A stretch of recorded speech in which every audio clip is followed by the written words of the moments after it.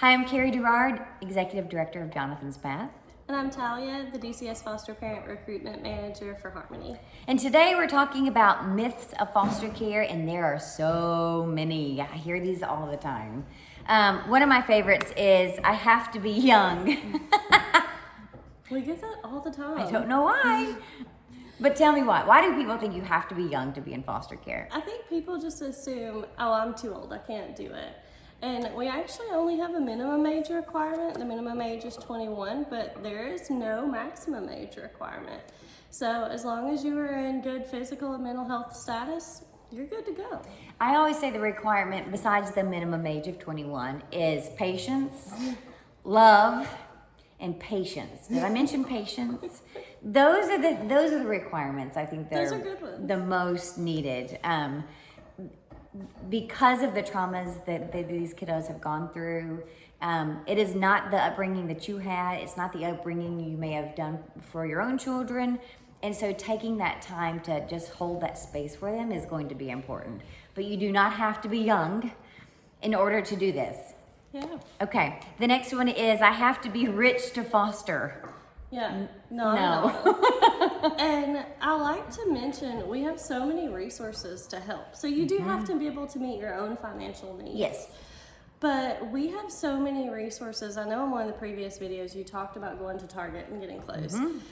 We have clothing closets now in most of our I think every region has a clothing closet. Some regions have multiple, that you can take the foster kid and go shopping and get all sorts of new clothing, shoes, toys, books. There's everything at most of them that you don't have to go out and purchase. So we're able to help with all of that. There's so many resources that we have now that can help out in all of those beginning stages. So I've said before, we focus on teenagers, but one time there was an emergency placement called and said, Carrie, can you take an 8-year-old? And I was like, no, I don't know what to do with young kids. I'm not prepared.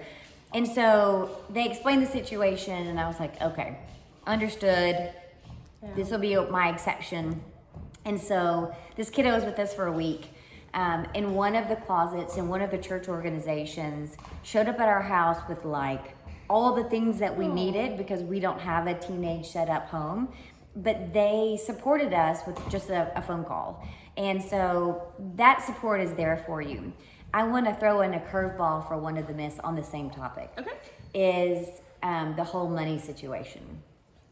I know that I hear a lot, well, people do it for the money. Let me explain to you, there is not money to be made if you're taking care of these kiddos.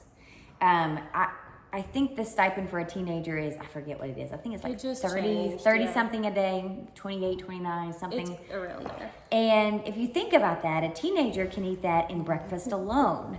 And so Yeah. when we talk about financial stability, you do need to have enough to be able to pay for your own expenses, because this is not your supplement.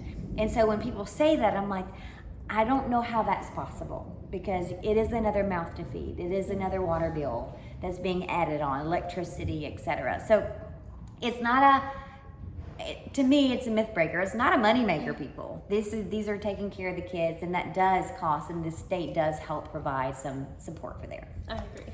I have to own my own home. You don't. No. And I think I mentioned one of my friends had called, and that was her first thing. She was like, well, we don't own our home, we rent. Can I foster? And I was like, yeah, absolutely. What we do recommend is, if you rent your home, you check with the owner of the home just to make sure that, one, they're okay with you making some modifications. Because we do have to have some locked doors. If you have medications and cleaning supplies, and all of those have to be locked. And if you have guns or anything along those lines, they have to be locked. And so we do ask that you just check in and make sure that your landlord's also okay with you adding another member to the home. That's a really good point, yeah. Yeah, because sometimes some people are in homes that may be income based, or that adding a member of the home could change things. So we always just recommend, make sure you check, but it does not disqualify you. And the modifications of the homes, I remember one when I was going through training that was like, oh, I never even thought about that. Again, because we have teenagers, is we had to put a lock wear the detergent. And I know there was that whole Tide Pod eating whatever it was thing that was going on the social media. But we had to put, it was a simple, I can't remember if I put a code or a key. And that was one I never even considered that I'd have to do for older kids. But it's not difficult. They were $3 locks at Home Depot, and it took all about 15 minutes for my husband to put it in, and it's done. But you go through that during your training process and during your home study process. Yep. Okay. I have to understand the court I'm sorry. I have to understand this court system. I laugh because after 5 years, I still don't understand the court system. So I've worked in child welfare for 12 years and I still don't understand it. So no. Not fully. There's not there. I don't think there is an understanding, to your point, of the court system. It is more like you ask questions, you show up, you are being attentive, you are doing what is asked of you, and I think that's as much understanding as you're going to get. One of the trainings in the T&Q process is navigating the child welfare system. And they go over the order of the court system and like how your court hearings should appear and how your meetings should appear, and cover those and give you the basic knowledge that you're gonna need. And they will also go over foster parent rights. And you also, I think something that a lot of people don't know is the child has a social worker, but the parents do too. So we have a social worker in case I'm confused about something, or I need support on XYZ, or I'd like some more training. I can call my parent worker and ask for that support as well. And I've actually had my parent worker show up to some court meetings with me because I didn't feel like I was necessarily understanding the process, or just wanted to have representation. That's awesome. Because I didn't understand the process. And they were fantastic. So you have your support system as well. Is there any other myths that you can think about that people... One, I think, is people think you have to be married. Oh, no. Yeah, no. You can be single, married, divorced, widowed, any of those. You can live with your significant other. I will mention there are some agencies that are going to have different policies. These are Tennessee DCS policies, so Department of Children's Services.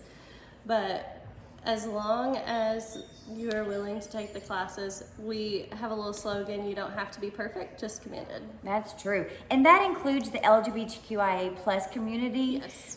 DCS is welcoming to all homes. So do not think that anything is going to count you out.